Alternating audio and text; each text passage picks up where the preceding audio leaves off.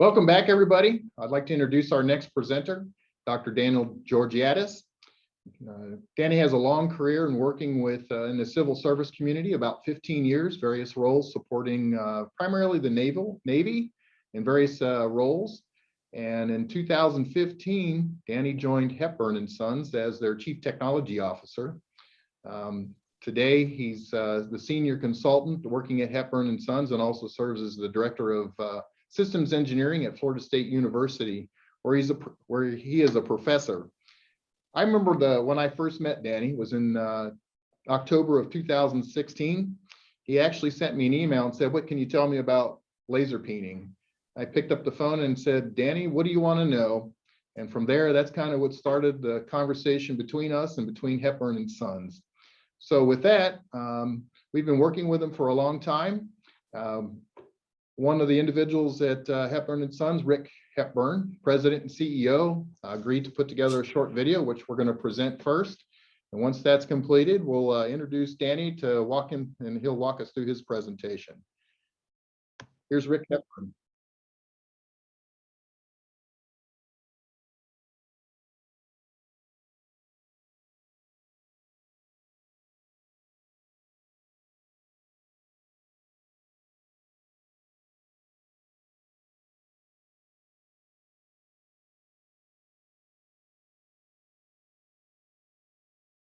I don't hear the audio.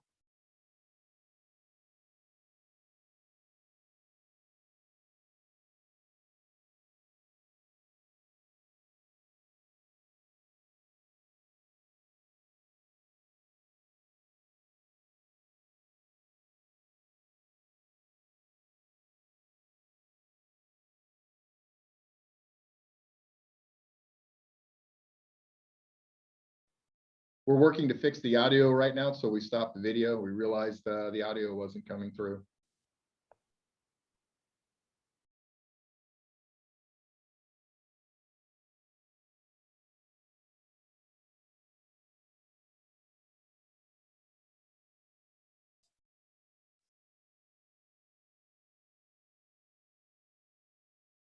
Yeah, there's a button to click if you do a new share, it'll say include audio.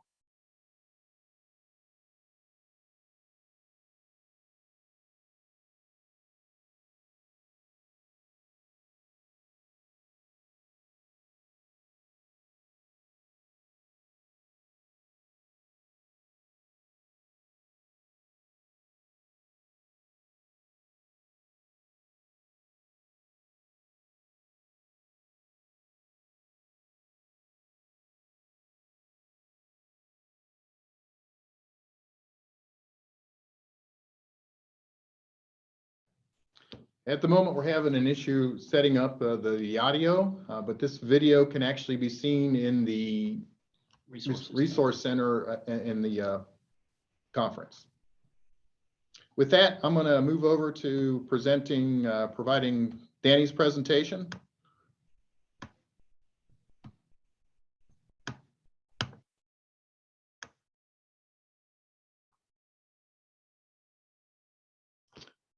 Welcome, Danny. Okay. Can you hear me okay, David? Yes, I can hear you just fine.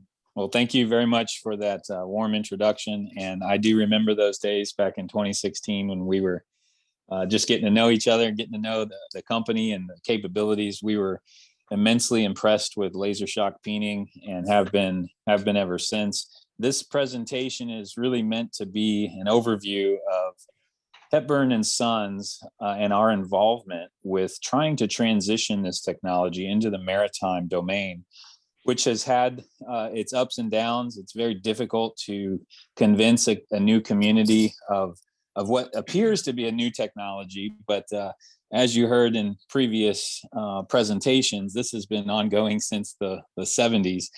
And I was quite impressed to know that there's been so many years of great engineering and the idea of growing this capability into all industries that utilize metal components. My name is Danny Georgiadis. I am a senior engineering consultant for Hepburn & Sons. As was said, I'm also a professor. So I I actually have to teach this afternoon. So we're going to keep this to about 45 minutes and then hopefully open up a little bit of time for questions. Next. So the agenda, really there's 4 items. I want to provide an overview of the last 6 years, some of the technical hurdles and challenges we've seen. We've been working very closely with the American Bureau of Shipping, ABS, and the Navy, and all of the different naval surface warfare centers and what they call technical warrant holders. And it's been a really great experience. It seems to take a little bit of time and a lot of coordination and identifying those champions. And then finally, we really just want to beat the drum to mature the capability, but also acknowledge that the campaign continues, and our goal is to help with LSPT in our teaming to really push this technology into the maritime market, primarily with a focus on Navy. So now, next slide, I'm going to talk a little bit about who we are at Hepburn, and just this one slide to give you an idea of why would we be interested in this great technology. So we're a small business headquartered in Manassas, Virginia. So we're not too far from Dublin, Ohio, but we focus in on transitioning technologies into the Navy, where we find purpose and fit. Our leadership, the company was started by Captain Rick Hepburn, as you see on the right side, upper right. Captain Rick Hepburn, who hopefully we can get that video working, and you can see it, is really excited about this technology. And when he first brought me on the company back in 2015, in the spring of 15, he asked me, he said, "Hey, what do you know about laser peening?" And I didn't know anything. And that's part of the reason why I called David, to get to know about laser peening. My undergraduate degree is electrical engineering. So learning all about laser shock peening and wave propagation through materials was brand new to me. But Rick Hepburn started the company with his 2 sons, Scott and Eric, and his daughter, Samantha. And it's been a great 11 years since they started the company in 2010. We have 3 locations. One in Manassas, I mentioned, is the headquarters. We have one in Wallops Island, which is a sort of a joint services, mostly Navy base, where they do a lot of testing of warfare capability. And then Dahlgren, which is Naval Surface Warfare Center, Dahlgren, near Colonial Beach. And so our mission is to really be the trusted advisors to the maritime industry and the United States Navy. We also work a lot with the Air Force and Army, but our primary role, because again, our roots are in the Navy, is to really transition capability into the warfighters' hands, into those sailors' hands, making sure that they always have the strategic advantage. We call ourselves Sherpas. The idea is that we seek out technologies and companies that may have a widget or a capability, but not really know how to penetrate the maritime market. All of us at Hepburn, and I think there's about 65 employees. Again, we're a small business. We seek out these various technologies, and then we seek out where there may be problems that this solution or this new technology can provide a fix or address an issue. And so through that, we consider ourselves more of the Sherpa role, where we guide the technologists, guide the companies to the top of the mountain, to the Navy, open the doors, open the trust and the relationships. And we will often represent through priming or teaming agreements and how to do that. So that's really what we do as a company. There's a lot more. If you wanted to dig in and learn more about Hepburn, our web address is there in the footer, hepburnansons.com. Next slide. So as David was chatting about our initial discussion, we at Hepburn, and back in actually before I even joined in 2014 and 2015 timeframe, Rick Hepburn and the two sons, Scott and Eric, found laser peening to be quite an impressive technology. And so they put a proposal in to the Navy and were actually awarded to go conduct some testing. We had heard about shock peening. We knew shock or shot peening was done for things like shafting, propulsion shafts that are all steel. We had heard about some shot peening done on aluminum. And so our goal was to say, well, what if we use the laser peening, and what are all the benefits for Navy shipbuilding? And clearly there's some side-by-side comparisons. We've seen a bunch of them, so I'm not going to go through these. And I'm also preaching to the choir here, but knowing that you can get a deeper depth of compressive residual stress, increase fatigue life, you have great precision. It can be tuned, and you can literally engineer a residual stress, which you cannot do with shot peening. You limit the temperature in terms of, it's really not increasing the temperature of the material. So you're not affecting that microstructure as many people fear. And then you can do complex geometries. You can actually use the laser peening technology to form or straighten material, thin plate, 1/4 inch to 1/2 inch. We've even done some laser peen forming of up above 1/2 inch. And so I'll show you some examples of that as we began to peel back the capability in the maritime industry. Next slide. So the key reason that Hepburn and Sons jumped on this idea of transitioning this capability to the Navy was, one, the Navy didn't really all that much know about it. So we went on this somewhat of a knowledge campaign, just explaining, hey, this is a great technology and it applies to any material. Many people think it's only for one specific type of material or metallic material, but we've literally tested aluminums, the 5000 series, 6000 series, 7000 series, nickel, aluminum, bronze. We've done steel, different high strength, low alloy steels, HSLA 65. We teamed up with some Newport News shipbuilding experts in materials that are used on United States Navy carriers and destroyers and amphibious assault ships, and then even titaniums. And so with each particular material, you can tailor the residual stress profile. And I really like the previous presentation, the idea that we are maturing the capability to now make predictive analytics and actually embed laser peening into our design, rather than just being a fix, a Band-Aid that we apply later.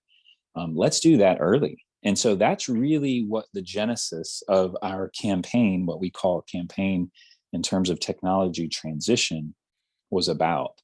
It was about educating the Navy, showing them the amazing potential of increasing fatigue life, reducing stress corrosion cracking, and mitigating these things. We even looked at cavitation erosion, something I'll talk about in a little bit. Next slide. Our goal now, as we were beginning to really get to know the technology and teaming with LSP Technologies, has been just an amazing opportunity. And I should have said this earlier, but I did want to thank Dr. Jeff Delaney, Eric Collette, David Larman, for being such a tremendous partner in transitioning and educating the Navy in laser shock peening.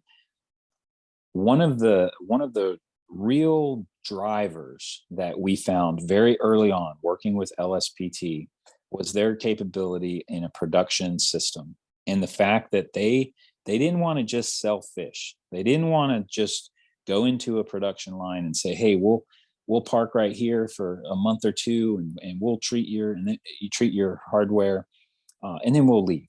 No, the LSPT had a great concept of selling organic capability into production lines, into vendors that can then take these mobile hardware laser peening systems and really do whatever they want in their companies. And so Hepburn was really intrigued by that, so much that the shipyards even said through multiple interviews that the only laser peening capability they want is something that they can actually buy and have organic in their workforce, train their ship fitters, train their welders, train their personnel how to use the equipment and own it.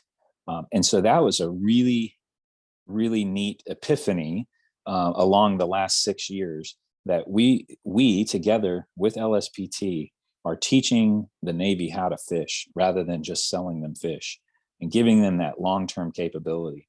I think there's been a lot of discussion already. I'll just kind of quickly highlight. Our goal is to transition the in-shop cell with the larger, what was mentioned as the Percuto 200 with the 200-watt laser, but also the mobile capability that has the lengthy fiber optic link. Jeff Delaney mentioned earlier a few hours ago that you could go below deck. That means maybe 2 or 3 levels down through hatches, and that's a hatch. In the Navy we use the term hatchability. If it can't go below deck, how are we going to embed those residual stresses where we need them most, in fillet welds or bulkheads that might be seeing some dynamic movement in ship sway. And so that mobile system, we are really excited. Right now we're on track for, Jeff mentioned a mid-April timeframe, and to actually put the fiber optic laser peening system on board a naval ship, likely the one you see here, just below the fiber optic laser on the right. That's a DDG. Actually, I'm sorry, that's a cruiser, a CG. And then the second one is a littoral combat ship.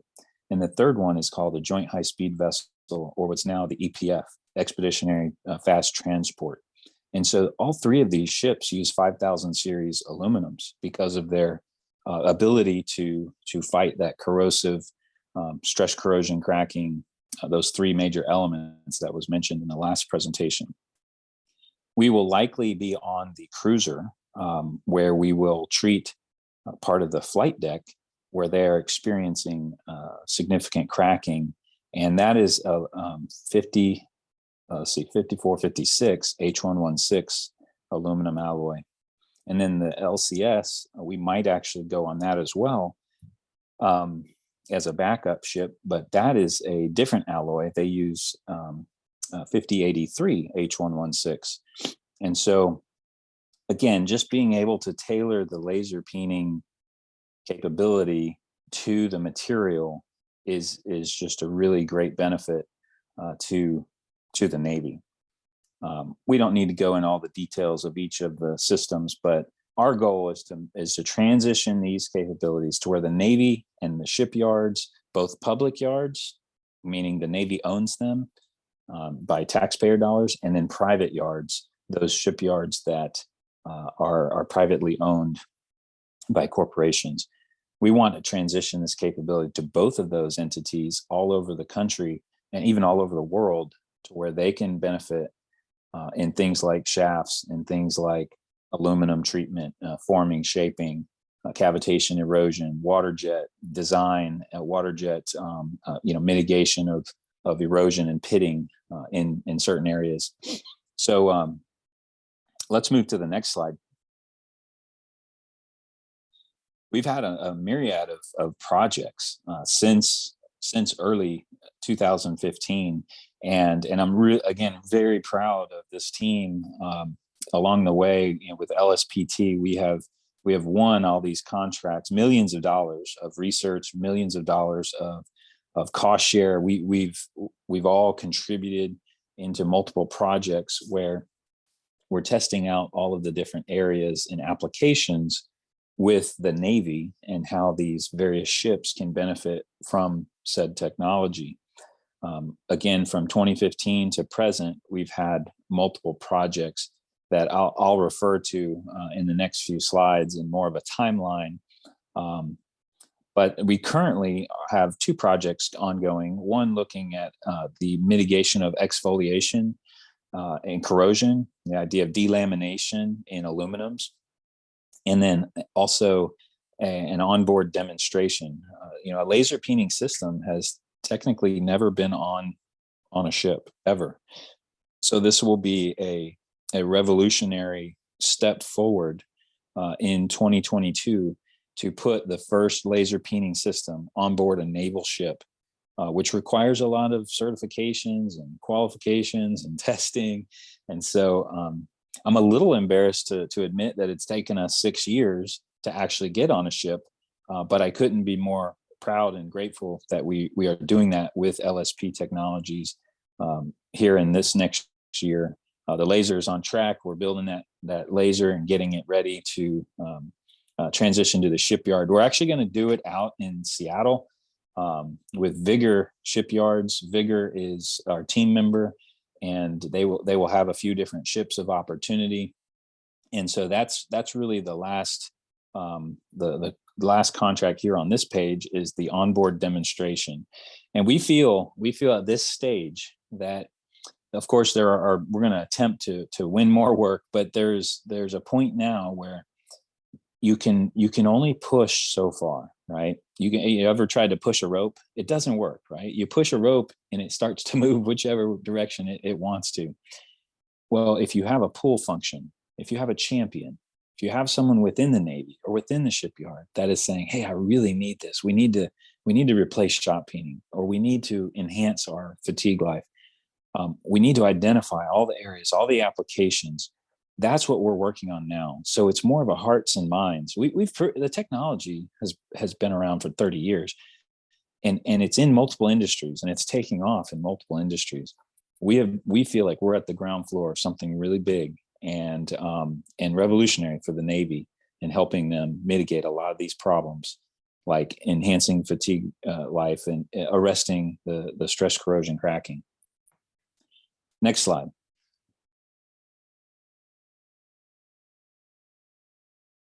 So this is a bit of an eye chart. I know you might go cross-eyed, but you can see this is just more of a pictorial form over a calendar. And each one of these projects, I've included some small images, but you can see early on in 2015, we looked at shaping. The idea that you can't use a flame torch on aluminum in shipbuilding. At least you can't in the Navy. There's actually policy that says do not use flame straightening.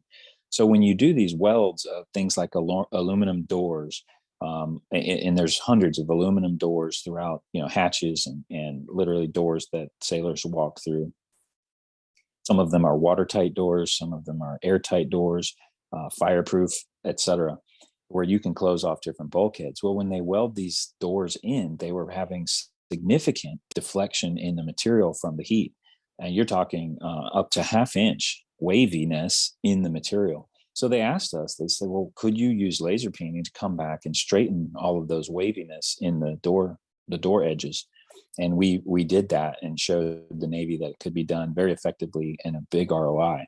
Again, because they had no method. They literally would put, brake press and put weight on it, inducing different stresses that they shouldn't have to straighten it out so they could mount the doors.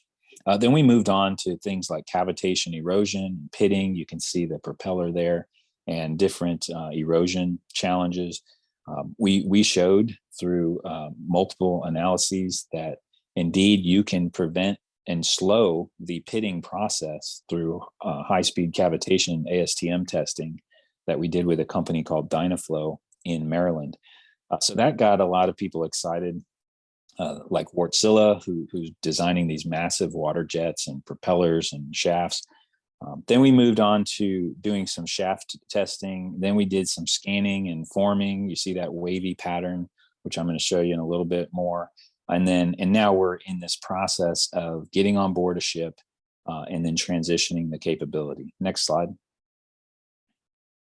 This next slide really kind of repeats some of this, but it's all about the idea of a laser peen forming. If you have deflections or you desire a compound curvature, and you want it to be out of aluminum, let's say it's an aluminum ship or aluminum hull design, like a bulbous bow, you can actually bend the material using the laser peening technology, which again is a huge benefit for shaping and forming in shipbuilding. Here you can see we were able to do a very compound curvature in up to 1/2 inch thick aluminum using laser peening. Okay, next slide. Here we're just looking at the 2 different alloys where we've done a lot of stress, corrosion, cracking. I'm not going to repeat the sort of holy triad there in the Venn diagram, but remember that you got to have those 3 things for stress, corrosion, cracking to occur in these susceptible materials. And so we've shown that at the laser peening region, these cracks literally stop in their track. Next slide. We've also been looking heavily at a term called sensitization.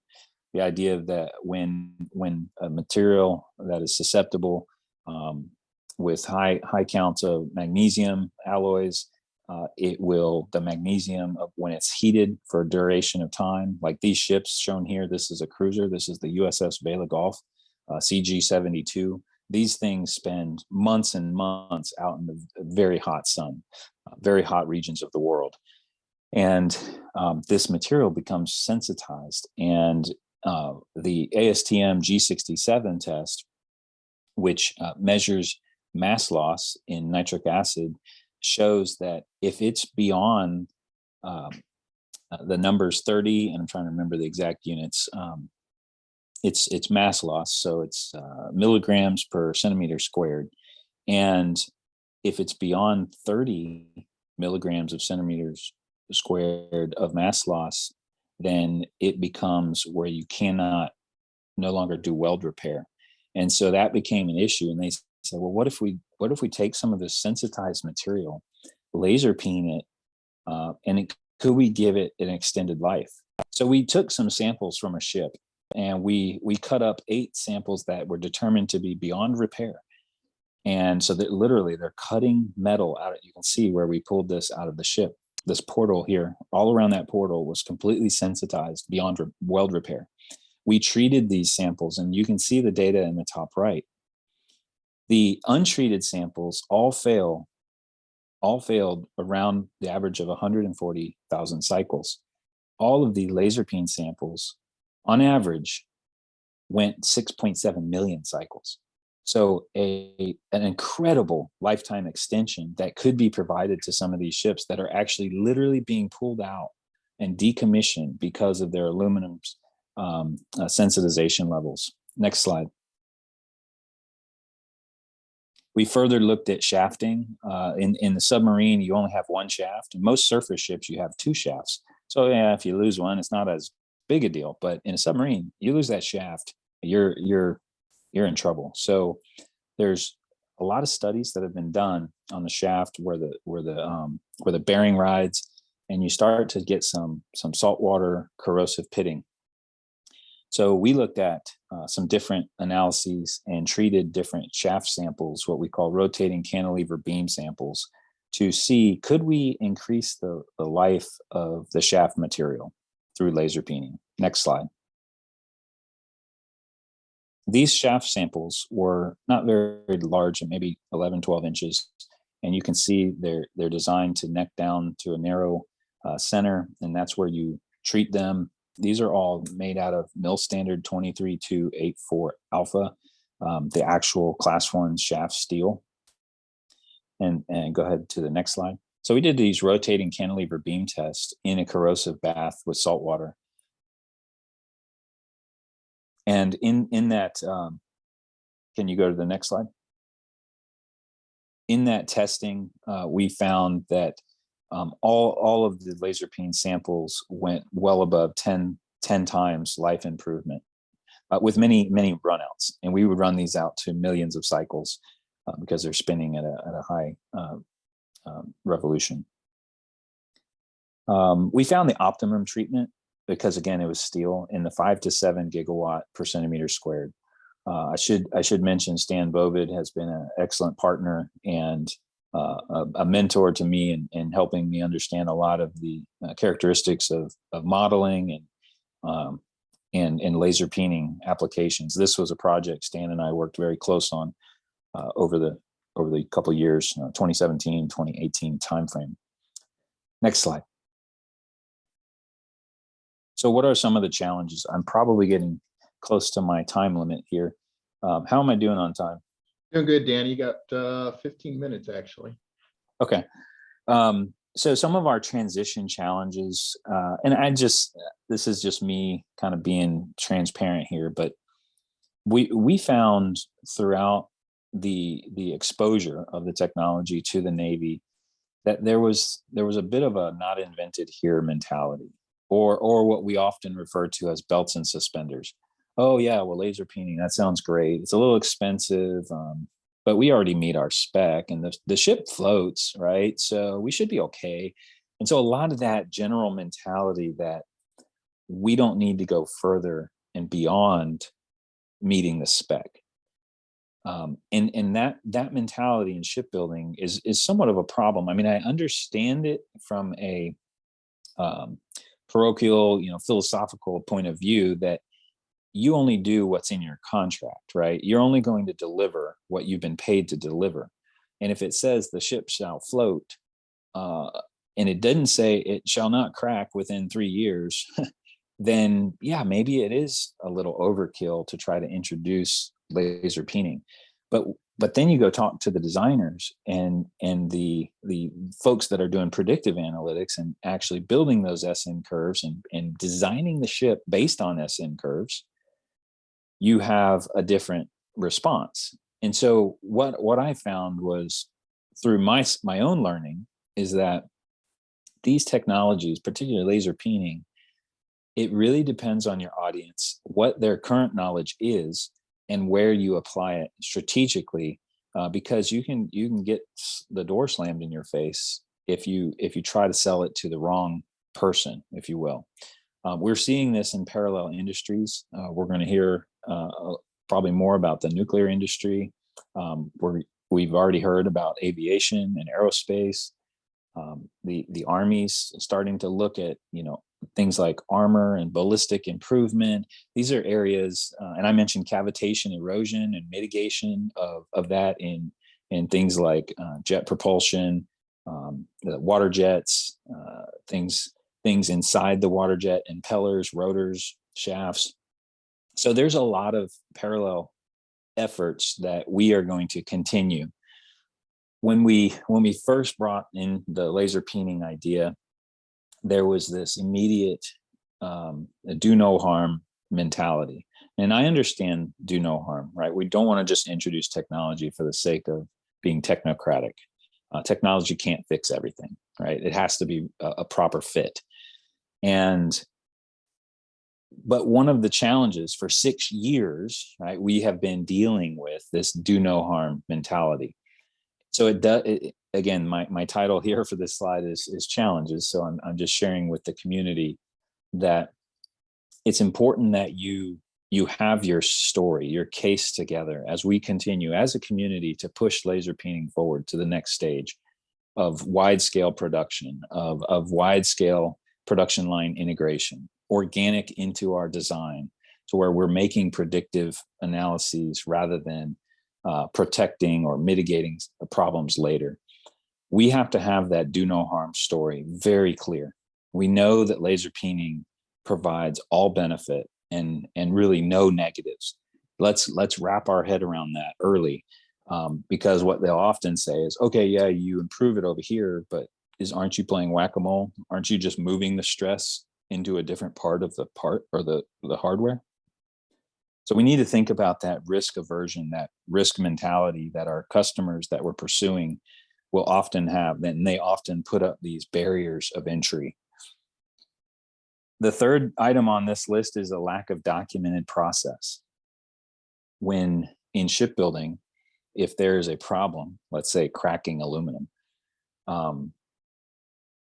6 years ago, there was not a well-documented process to introduce a fix or introduce a new technology. Welding procedures and things like surface treatments, shot peening have been around for 50 years. And so there wasn't a big push for documenting a process. If a new technology such as laser peening comes along, well, how do you introduce it? Where's the paperwork? What are the check boxes? What are all the things I need to do to transition into this new field? That wasn't documented. And they do what's called a departure from specification, a DFS. So I think that's a big challenge. We as a community could probably help our different customers, document their process of introducing laser peening. ABS, when we sat down with the American Bureau of Shipping, they said, well, we don't even have the word laser peening in our rules, but we have shot peening. And I said, well, you need to make a rules change. And it took us like 3 years to get it inside a rules change. These things take time. But that was a challenge. We had to convince them that literally that their rule book, which was 1,000-page thick, they need to go back and say, hey, we really need to update this and keep up with the trends in technology. The type approval. Well, when we learned about ABS type approvals, they said, well, we don't give type approvals to process like a laser peening process. We give type approvals for products and certify those for insurance purposes, for port entry and such. And so that was a paradigm shift for a lot of folks. Maybe there should be a type approval for processes like new welding procedures or new laser peening technology. The ROI, understanding that return on investment. Is it sometimes worth the upfront cost to save money over the life cycle? Well, of course it is. But getting someone convinced to spend more money today in production to save more money in operations and support costs is a very, very difficult storytelling game. And why is that? Well, in the Department of Defense, we know that the production dollars are different from the operations and support dollars. We call those appropriations. And then even before that, you have research, development, test, and evaluation dollars. Unfortunately, we have different pots of money being fought for. So it's very challenging to have, when you're presenting a new technology such as laser peening, and you say, hey, we want you to spend X amount of money from your production line or production dollars, but we're going to show savings in operations and support money. Well, then they say, well, I don't care about that. I have to lower my production costs. I can't increase my production cost. So we found it very challenging to introduce technology and get people to fund the research, fund the projects that will increase some of those initial costs. So it's a paradigm, it's a paradigm shift, I think, that was really a challenge. And then finally, I mentioned before the idea of matching the push with a government champion or a customer champion that can pull that rope across the finish line. Pushing that rope is exhausting. And if you don't invest in those trusting relationships with the customer, with the Navy, with the Air Force, with the Army, with the customer, there's going to be very little pull. And so I'm really excited about this conference, that we can begin to as a community, share with one another all of our exposures, experiences, and really establish the pull function is my bottom line. I'm all about push, but push without pull is too exhausting. Next slide. So where do we go from here? We mentioned up to today, we're around we're about to enter 2022. So here in the center where you see the green and the yellow, these are areas we want to pursue. We want to continue pursuing. We want to continue pushing. We've got amazing team members. They're all listed there on the top. We've teamed with Ohio State, obviously LSP, multiple shipyards like Newport News Shipbuilding, Austell, Vigor, and others, Denton's in South Carolina, Charleston area. We've got 3 primary targeted applications. The first is aluminum. Go ahead. You have 5 minutes, Danny. Okay, thank you. Our 3 primary targets of transition are aluminum shipbuilding and aluminum ship structures, shaping what we call laser peen forming, and thirdly, propulsion shafting. We have established the foundation to transition all of these technology or all of these different areas. Now it's time to start putting some framing, put a roof on it, actually build the transition campaign into true targeted applications. The research is done. We've exhausted resources. We've got technical warrant holders giving us a thumbs up. We've got letters being signed by leadership in the Department of Defense saying, yes, you can go do this. We're about to put it on a ship for the first time. And we're approaching that 10-year mark in the 2025 period, where now we've really exposed the technology into the maritime industry. We've had a lot of fun learning about it. Now it's time to really start putting this into production lines. And so we're putting pressure right now on the Department of Defense. We're putting pressure on the Navy. We believe that it's their time to apply the pull function and pull it over the finish line. So those are 3 areas. There's also 2 other areas I mentioned: cavitation erosion and the idea of laser peening armor and improving ballistic performance. Those are great areas of new future research, great opportunity to publish. And we're excited at Hepburn to pursue those alongside LSPT. Next slide. I believe this should be my near ending here. So good timing. I probably have a minute or 2 left.